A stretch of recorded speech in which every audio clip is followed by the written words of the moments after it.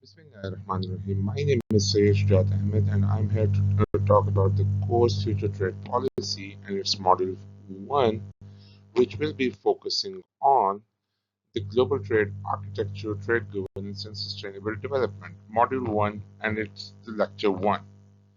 The Lecture 1 will focus on the evolution of the global trading system, and in that, we will be talking about the pre 20th century rules, and we'll move till the 21st century, new tensions and alignments, and in between, we will be discussing the fragmentation and restriction, the GATT era, the WTO, how WTO came into being, and why there was need for WTO, then and deepening the liberalization.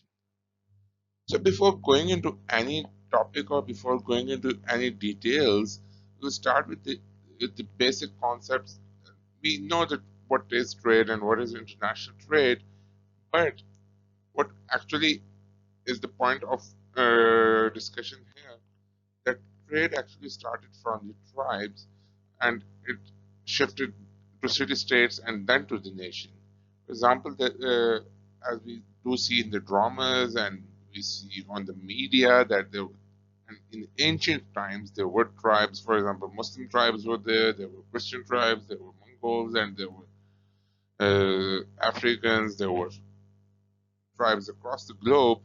So the tribes used to do the exchange of goods in between them through some mutual agreement or through some mutual understanding.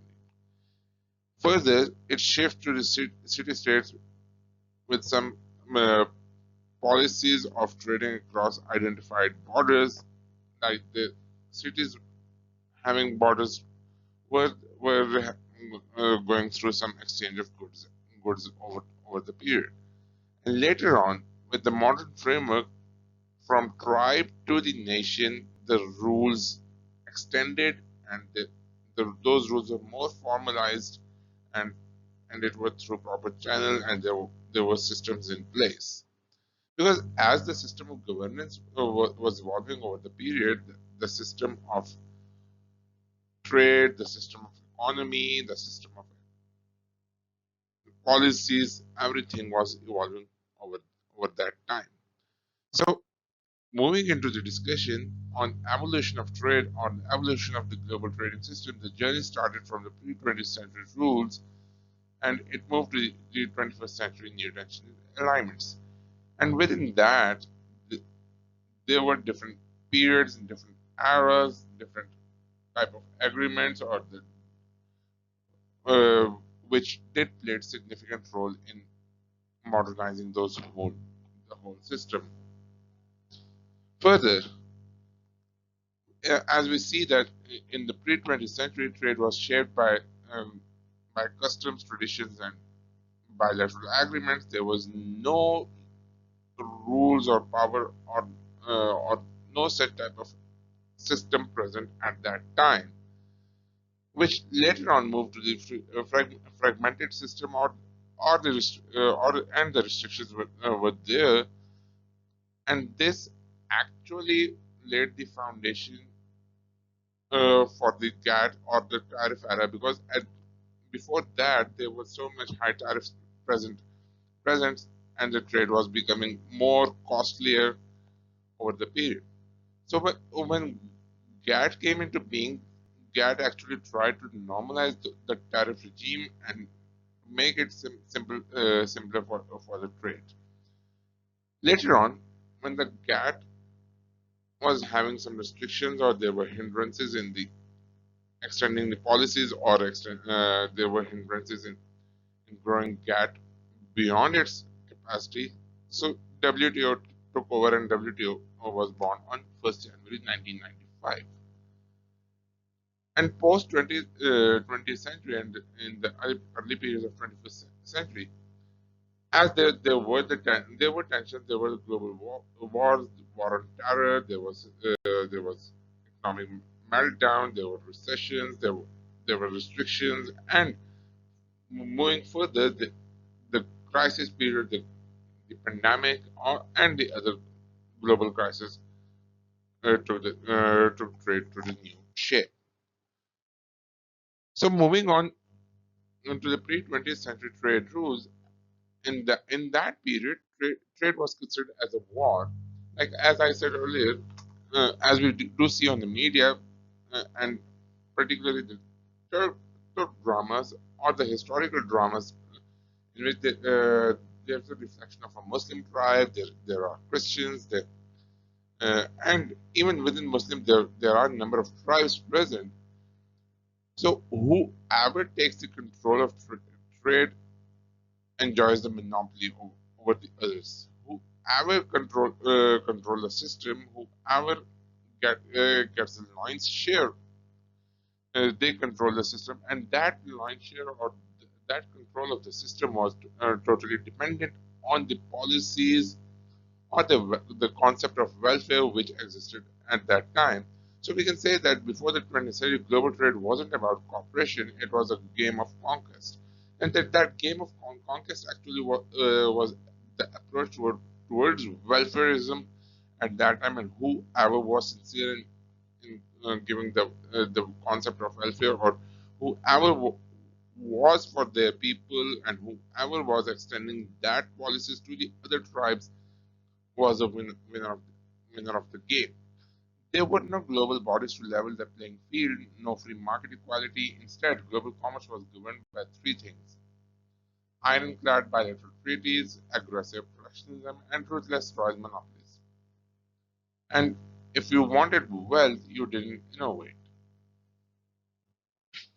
So further, if we before going into any more details, let's discuss this Roman merchants learned video. customs, weights, and measures. Indian traders understood Roman In this precedents and quality standards. Interpreters facilitated negotiations. Contracts crossed language barriers through conventions both sides recognized. Commerce created its own shared culture. Loading for the return voyage demanded care proportional to cargo value. Pepper filled hundreds of seed sacks, each weighed and documented. Some required protection from moisture. Gems travelled in locked chests. The ship rode low, heavy with concentrated wealth. The winter monsoon carried ships westward, reversing the summer journey. Weeks later, the Egyptian coast appeared, relief after the open ocean's uncertainty. At Berenice, cargo transferred onto camel caravans crossing the eastern desert. Roman infrastructure made this crossing safer than ever before.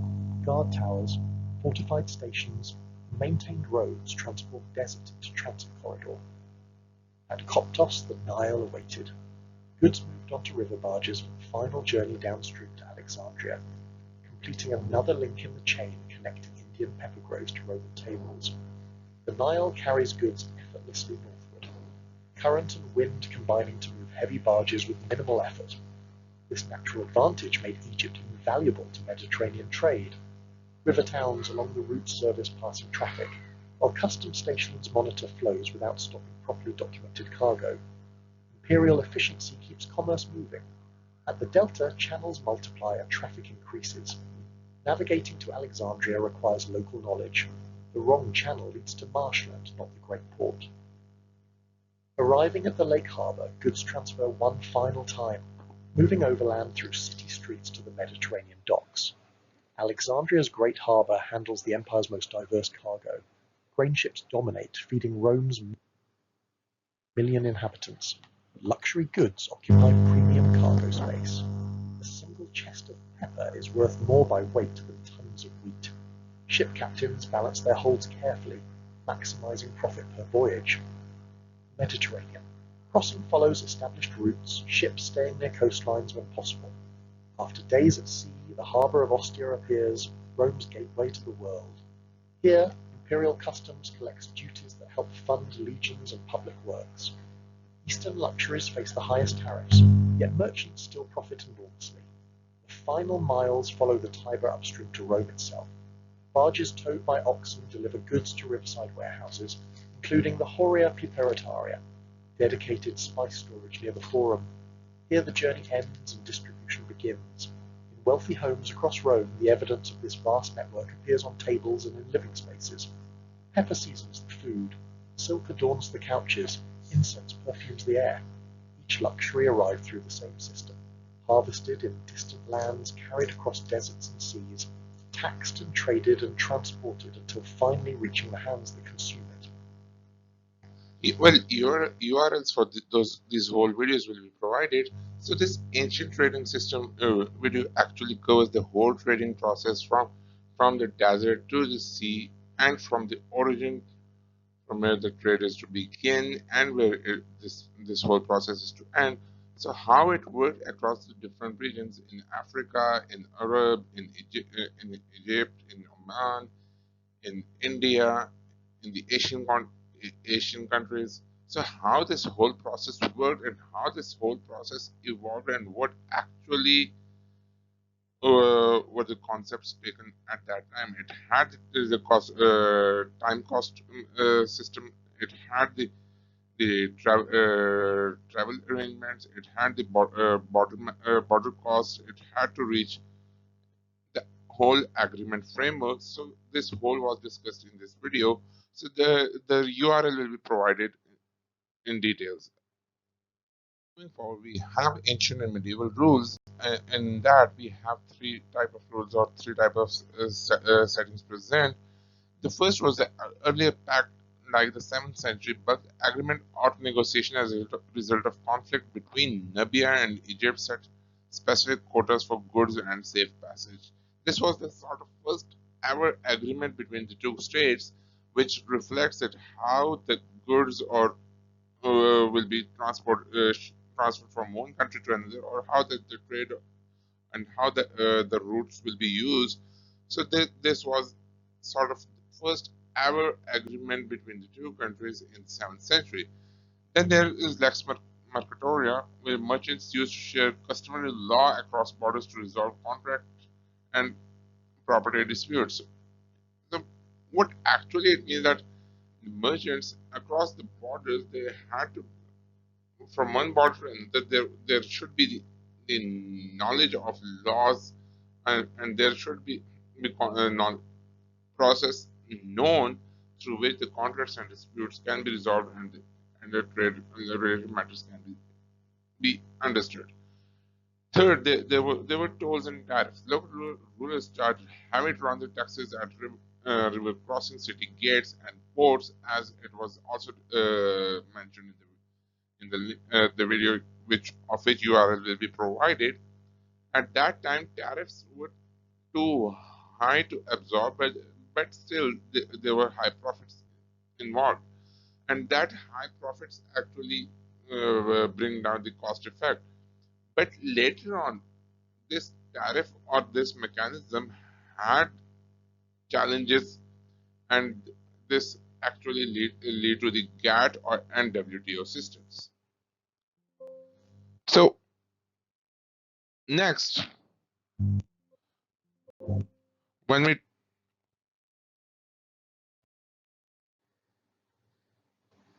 so, copper tools, glass beads, pottery, oils, perfumes, carved this stone, and even cosmetics like coal found buyers everywhere.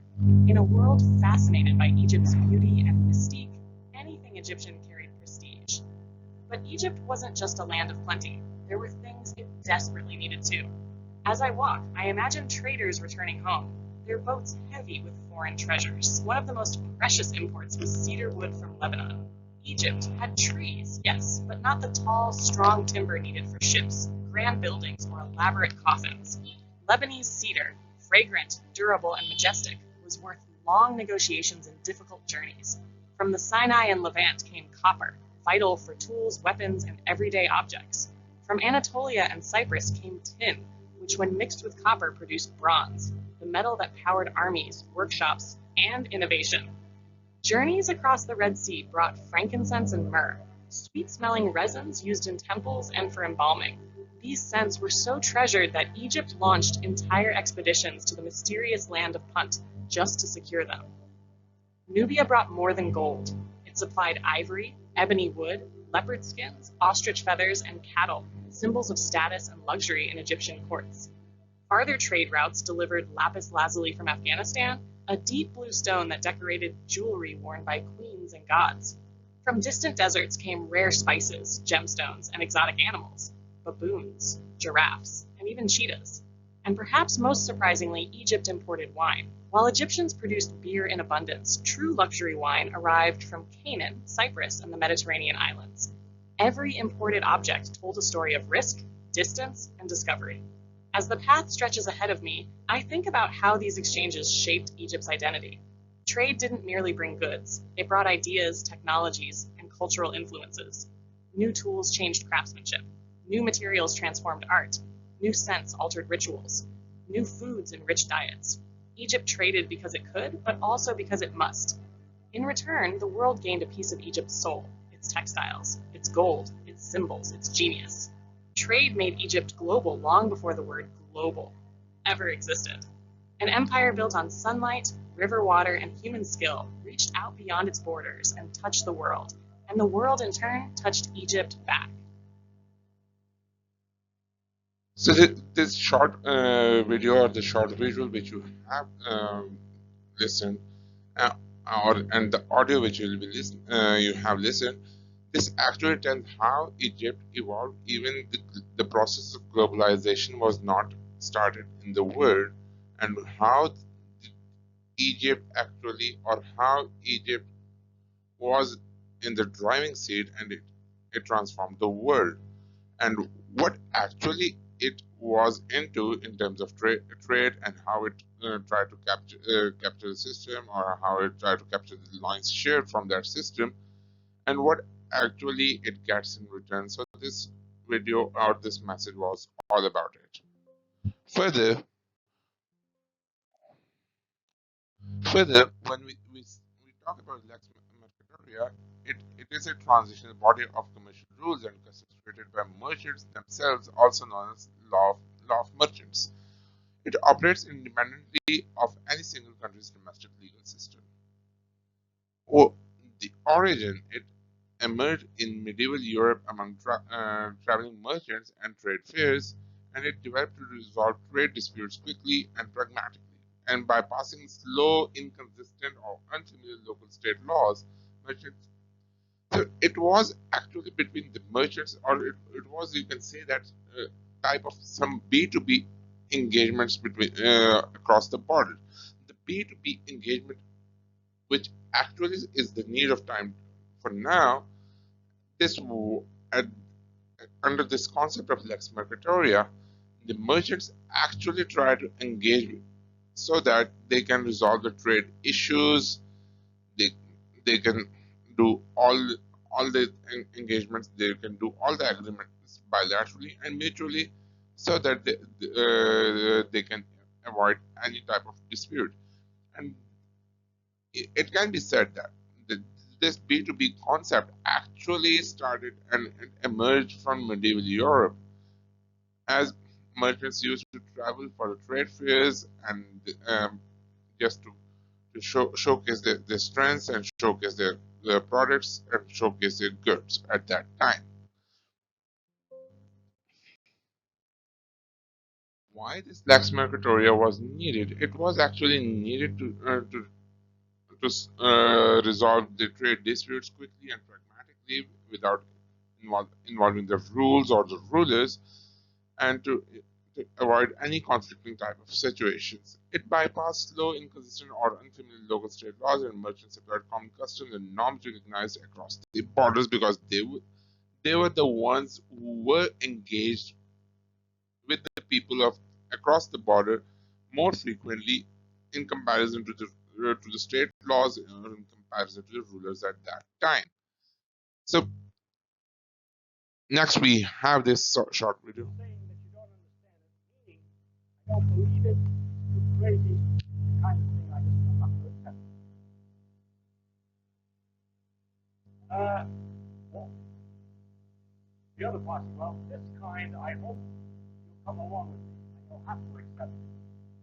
Because it's the way nature works. If you want to know the way nature works, look at it carefully, look at it, see, that's the way it looks. If you don't like it, go somewhere else. Go to the universe, where the things are simpler. Philosophically more pleasing, more psychologically easy. can't help it. Okay? If I'm going to tell you honestly what the world looks like to human beings who have struggled as hard as they can to understand it, I can only tell you what it looks like, and I cannot make it. I'm not going to do this. I'm not going to fake it. I'm not going to make it something like it's all there and it's true. This is not all. So I'm going to tell you what it really is like, and if you don't like it, that's too bad. Okay? So what actually was Lex Microtoria? Lex Microtoria was if you like the rules, you go by them. If you don't like the rules, you can change your origination, or you can change the destination, or you can change your course, and you can go for other part of the world, or for another country, or for other set of rules which are more favorable for the merchants. So further, there was an ultra minimalist approach, and it was sort of like as the process was evolving in terms of trade, there were heavy local taxes at every critical crossing, and that heavy local taxes was actually eating the chunk of return which the trader or merchant was expected to have in return. So what actually is the bottleneck over here? There is need for choke points at river crossings, city gates, and ports. And rulers at that time weaponized geography to extract wealth. But so the meaning over here is that one ruler who want more wealth, or the one law or one state who is more in need of wealth, or more looking for money, they impose the heavy taxes. Even those taxes were sort of like they were to engage to bring a war on another state or another tribe. So this was the actual whole concept so far. Moving forward, we have another video over here. Could ever eat. Since Banana Land grows so many bananas, they can sell them very cheaply. Monkeyland monkeys love bananas, so Monkeyland buys bananas from Banana Land. When one country buys products from another country, that's called importing. When one country sells products to another country, that's called exporting. Banana Land exports bananas. Monkeyland imports bananas. Banana Land monkeys make lots of leaves. Monkeyland monkeys get cheap bananas. Monkeys happy, monkeys friends, life good. But one day, Monkeyland government has an idea. We're putting a tariff on all bananas from Banana Land. Suddenly, every imported banana becomes more expensive. So, what is a tariff? A tariff is simply a tax on imported products. Imagine Monkey buys bananas online. The bananas cost 100 leaves. Everything seems normal. Then, Monkeyland government adds another 20 leaves at the border. The bananas didn't change. The seller didn't raise the price. The government simply charged extra because the bananas came from another country. That extra charge is the tariff. Monkey now pays 120 leaves. The government keeps the extra 20. Monkey's confused. How do tariffs work? Sometimes governments charge a fixed amount, like 20 leaves per box of bananas. Other times, they charge a percentage. This is the most common type.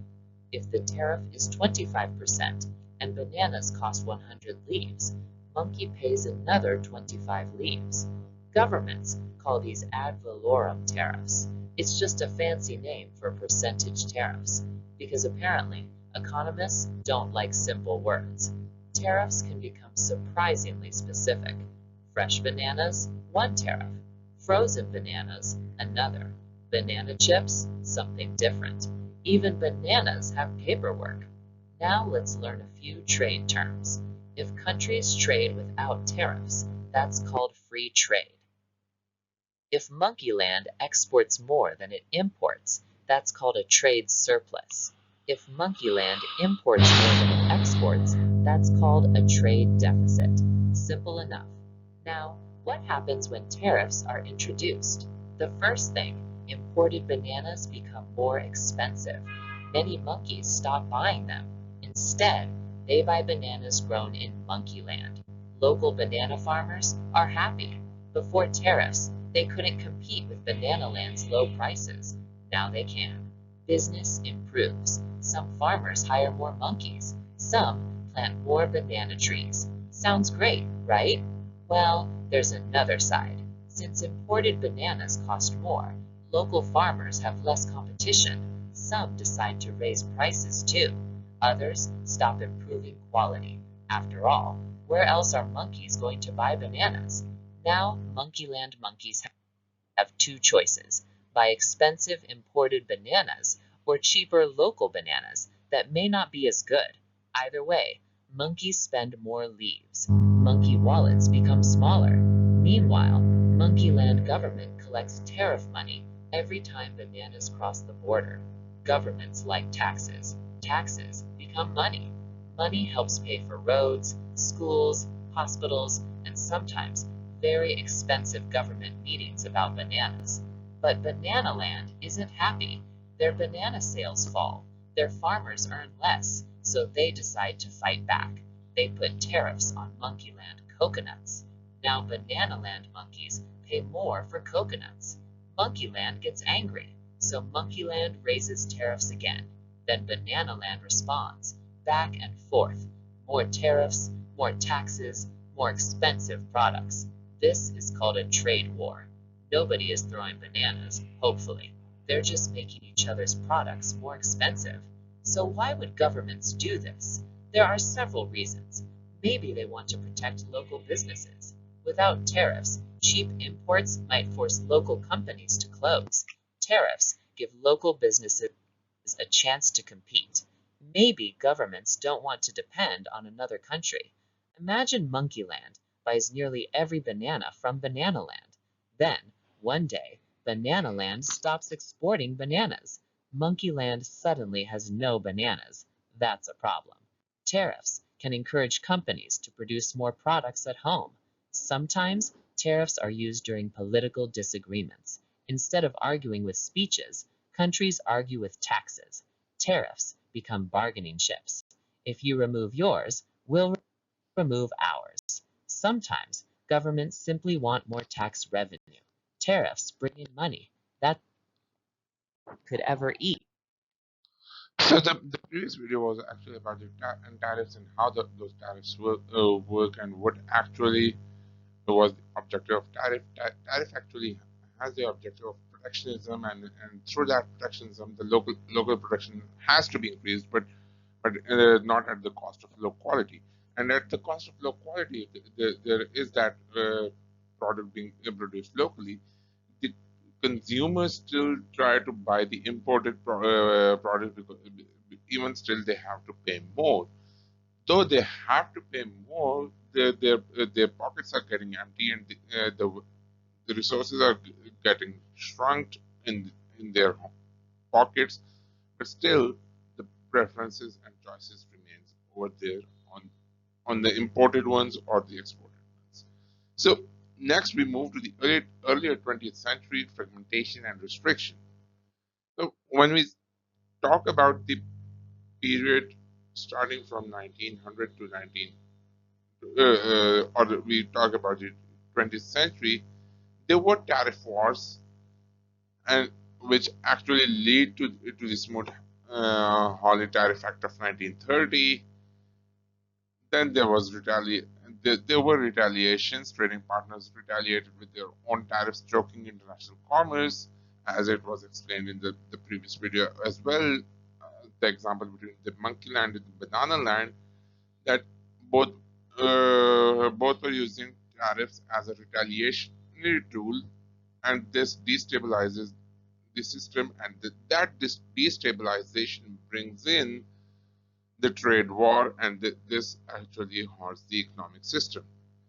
Then there was deglobalization. Global trade as a percentage of global world economic output plumbed to historic lows. Then there was autarky policies, Dictatorships in Germany, Italy, Japan banned imports to achieve total economic self-sufficiency, followed by protectionism. Then there was currency switching, then the currency blockades, then there was supply chain breakdown, and the bilateral treaties. So this is how the global trade system actually collapsed between the period of 1900 to 1950. So what actually was happening in between, and it was actually laying the foundation for the new trading system.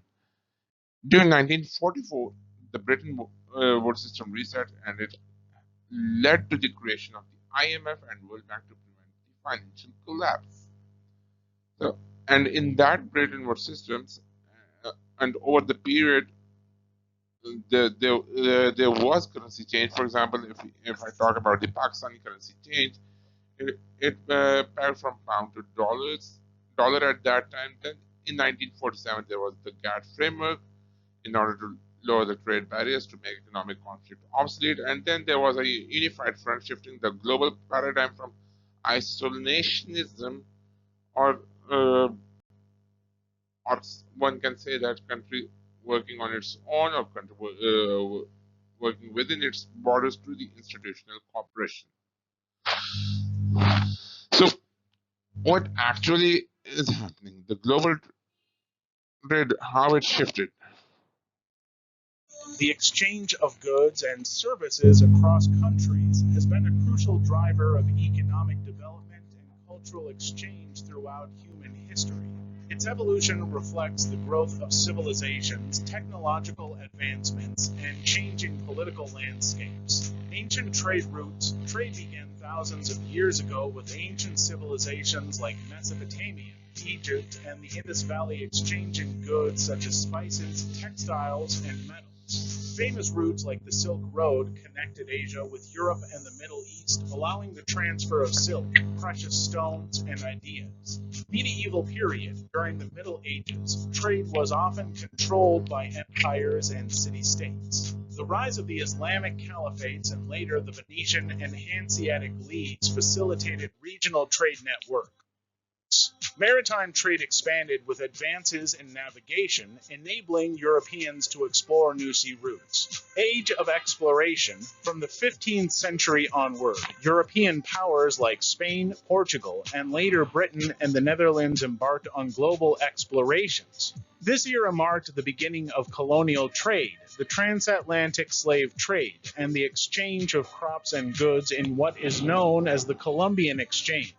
Industrial Revolution. The 18th and 19th centuries brought mechanization, leading to mass production and the need for raw materials and new markets. Steamships and railroads reduced transportation time and costs, fueling international trade growth. 20th century to present. Two world wars disrupted trade, but also led to efforts toward economic cooperation, such as the establishment of the General Agreement on Tariffs and Trade GATT, and later the World Trade Organization WTO. Advances in technology, communication, and globalization have created a highly interconnected global economy where trade plays a central role in growth and development. Global trade continues to evolve, influenced by political decisions, technological innovations, and environmental concerns, shaping the economic future of nations worldwide. So this is how the trade evolved over the period. History. So next, we have the period of 1947, where the GATT agreement actually started. And in the first round, there were 23 countries and 45, 40, and as a result, at that time there were 45,000 goods which got affected, valued at $10 billion. Hey everyone, Noah Zerby here. We will share the link of this video in the UR in the recording, so you can listen to it and you can explore what actually the GATT was. And this video will be from the Professor Nozerbi from the Hamburg State University.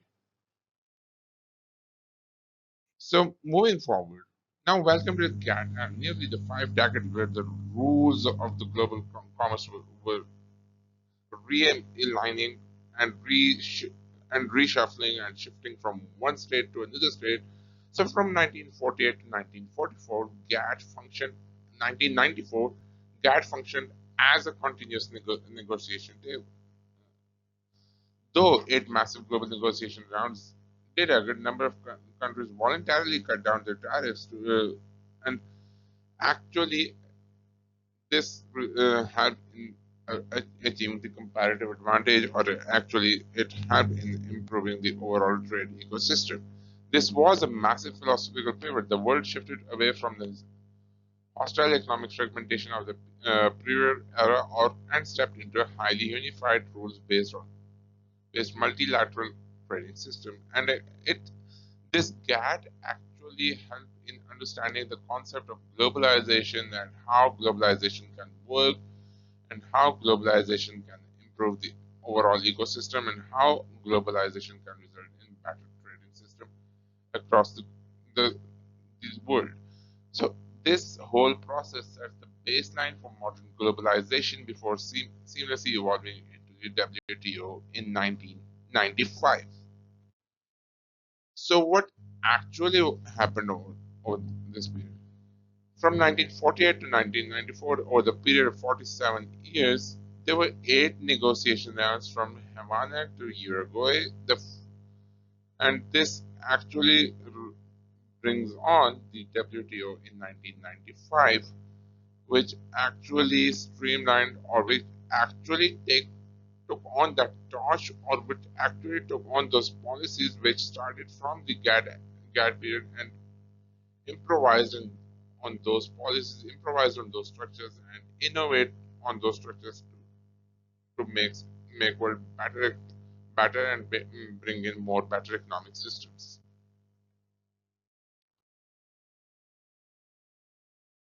So, what actually was the plan? The plan actually was to cut down on the tariffs and bring some international organization the and that organization has some signatories from across the globe, and this results in formation of GATT on 21st November 1947, and within less than a month to finalize the first International Trade Organization charter. When this IT ultimately failed to materialize, GATT means only as a stopgap, and it becomes a de facto framework over the next 4 decades. The intention actually here was to lower the tariffs, but as this objective was not achieved in the long run, so it again stressed on the need that the failure of International Trade Organization, or the charter which was manifested through GATT, that didn't materialize, and the member countries didn't succeed in achieving the goals. So how the journey started?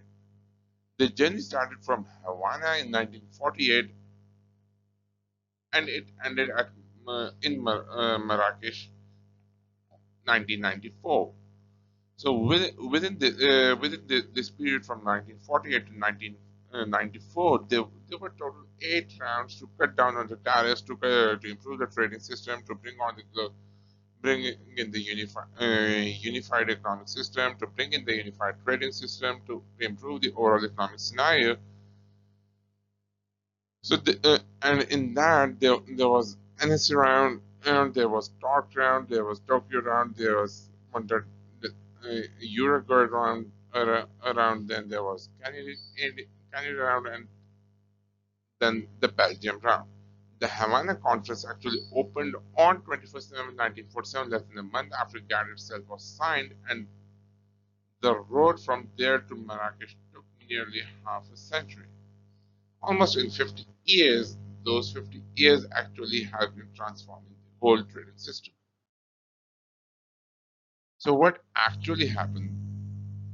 Liberalization bills GATT had been establishing the strong, increasingly liberal multilateral trading system through successive rounds of negotiations. It did bring some of the countries together. It did bring some of the systems in place.